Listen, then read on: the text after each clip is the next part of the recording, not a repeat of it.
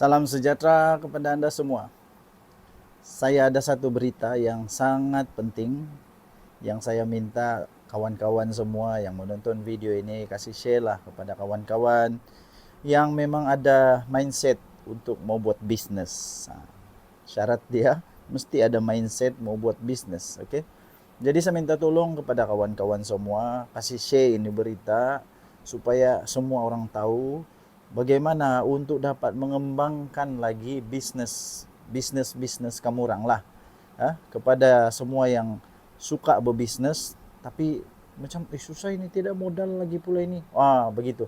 Susah ini, macam mana mau cari modalnya? Rupa-rupanya pertama sekali lagi terima kasihlah kepada Kementerian Kuskop, Kementerian Kuskop yang banyak membantu memperkenalkan lagi bantuan ataupun dana ini, skim pembiayaan yang disebut skim pembiayaan tekun niaga. Ini untuk peniaga-peniaga. Kita berucap syukur, berterima kasih kepada Tuhan dan terima kasih kepada menteri dia, Datuk Ewon Benedict, yang banyak memperkenalkan, membantu supaya ramai lagi yang dapat manfaat daripada skim pembiayaan tekun niaga ini. Okey, jadi saya mau kasih kongsi kepada kamu bagaimana kamu dapat kembangkan lagi perniagaan. Mana tahu ada yang sedang cari modal, tapi syarat dia mesti berusaha, ada mindset mau berjaya, ada usaha dan mau berniaga. Itu. Jangan pula pok-pok ini free saja, ini tidak. Ini skim pembiayaan tekun niaga. Apa itu skim pembiayaan tekun niaga? Ini adalah satu skim di bawah Kementerian Kuskop. Skim ini pembiayaan mikro kepada usahawan yang menjalankan perniagaan secara mikro. Ini daripada tekun, daripada tekun. Jadi siapa yang layak untuk memohon skim pembiayaan ini? Nah, ini saya kasih kongsi. Sebab ramai orang tanya, jadi saya kasih kongsi lah. Pertama, mestilah bumi putra dan warga negara Malaysia berumur 18 sampai 65 tahun. Ada orang tanya saya tadi, umur 59 bolehkah? Nah, bolehlah ini 65 tahun untuk kini punya skim pembiayaan tekun niaga ini boleh sampai 65 tahun. Tempoh pembiayaan tamat sehingga umur 65 tahun. Nombor 3, permohonan bukan seorang yang muflis. Pemohon mestilah bukan seorang yang muflis. Lepas tu dia mesti ada syarikat yang 100% hak milik bumi putra dan warga negara. Maksudnya mesti ada syarikat lah. Kita mau berniaga kan? Macam mana mau berniaga kalau tidak ada syarikat? At least ada syarikat lah. Kedai runcit pun mesti ada lesen. Mana boleh tidak lesen? Mempunyai lesen, permit, daftar perniagaan dengan SSM, kemudian ada sijil perakuan amalan untuk program profesional muda yang sah dan masih belum tamat tempoh. Untuk informal pula pengesahan menjalankan perniagaan daripada pengerusi Majlis Pembangunan Usahawan dan Koperasi Parlimen MPUKP, Jawatan Kuasa Pembangunan dan Keselamatan Kampung JPKK, Jawatan Kuasa Pembangunan dan Keselamatan Kampung Persekutuan JPKKP, penghulu ketua kaum untuk Sabah Sarawak atau kupon permit perniagaan oleh jawatan kuasa penganjur bagi perniagaan pasar malam, pasar tani atau pasar tamu. Rupanya boleh juga untuk pasar malam, untuk pasar tani atau pasar tamu. Jadi kamu semua geng-geng semua, angkel-angkel, anti-anti yang suka berjualan di tamu kah, di pasar tani kah, boleh cuba untuk pembiayaan tekun ini. Jadi mempunyai nombor 6, syarat dia mesti mempunyai tempat lokasi perniagaan yang khusus dan berniaga berniaga secara bergerak, mobile atau atas talian. Okey. Terlibat secara langsung atau separuh masa dalam perniagaan.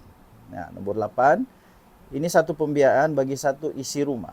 Satu isi rumah, satu pembiayaan. Kecuali perniagaan yang berasingan dan daftar perniagaan yang berlainan. Kecuali untuk program profesional muda. Had modal berbayar tidak melebihi 300,000 kecuali untuk program profesional muda dan kontrak I iaitu RM500,000. Bagi pembelian kenderaan komersial, jentera berat, jumlah pembiayaan adalah 10% daripada harga kenderaan komersial, jentera berat tertakluk kepada aliran tunai dan kedudukan kewangan pemohon. Bagi pemilikan, perkongsian perlu mendapat surat kebenaran rakan kongsi yang membenarkan pemohon membuat pembiayaan. Bagi pemilikan syarikat pula, contohnya syarikat sendirian berhad sebagai contoh, wajib untuk menyediakan resolusi syarikat mengikut format yang disediakan. Aktiviti utama perniagaan, usahawan mestilah patuh syariah. Okey, jadi apa jenis sektor yang boleh? Apa jenis sektor perniagaan yang layak untuk memohon skim tekun niaga ini? Ini sebenarnya terbuka kepada semua sektor perniagaan, yaitu peruncitan, perkhidmatan, pembuatan, pertanian, perusahaan asas tani, perniagaan online dan kontraktor kecil-kecilan. Okey, jadi berapa amount pembiayaan? Berapa amount pembiayaan yang ditawarkan di bawah skim pembiayaan tekun niaga ini? Jumlah pembiayaan yang ditawarkan adalah daripada RM1.000 sehinggalah RM100.000. Nah, bayangkanlah berapa banyak itu. Boleh bantu itu modal. Boleh bantu untuk modal pusingan. Tapi mesti betul-betul mau buat niaga lah, mesti mau berjaya kan. Okey, jadi banyak lagi yang kamu boleh baca di laman web Kuskop, kemudian cari perkataan, cari tekun di sana, kemudian masuk atau terus masuk saja tekun.gov.my. Berlilit lidah saya. Kadang-kadang ini AI ini pun dia bagi translation ataupun dia bagi tusari kata kan kadang-kadang salah ejaan itu. Apalagi saya pun berlilit lidah juga. Sudah sebut betul-betul tidak juga. Okey, sekali lagi saya ingin ucapkan terima kasihlah kepada menteri kita yang sungguh berusaha. Nampak betul dia buat kerja. Nampak betul dia kesungguhan dia untuk buat kerja untuk memperkenalkan Kuskop ini. Dan semua program-program, semua syarikat yang ada dalam Kuskop diperkenalkan sehingga dapat membantu komuniti, dapat membantu keluarga, dapat membantu penduduk negeri Malaysia lah secara keseluruhan. Tapi maksud saya ialah orang sabar, cepat-cepatlah. Janganlah kita pula ketinggalan. Ambil peluang untuk ambil borang, isi borang, bagi semua dokumen, kasih lengkap semua, kasih cantik-cantik, kemudian hantar. Dan kita tunggu untuk kelulusan. Kalau diluluskan, syukur puji Tuhan.